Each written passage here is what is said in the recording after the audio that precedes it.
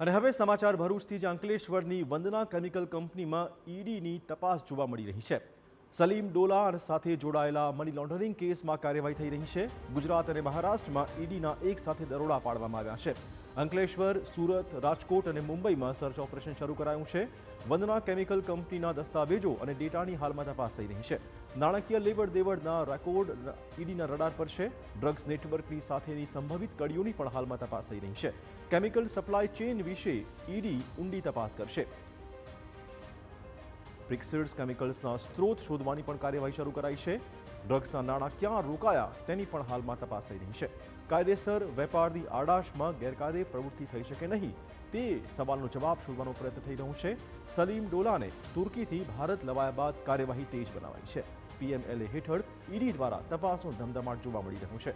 ગુજરાતના chemical hub પર તપાસ એજન્સીઓની વિશેષ વોચ છે. અંકલેશ્વર, સુરતના કેમિકલ નેટવર્કની હાલમાં તપાસ થઈ રહી છે. હાલ ઈડીએ કંપની સામે કોઈ સત્તાવાર આરોપ જાહેર કર્યો નથી.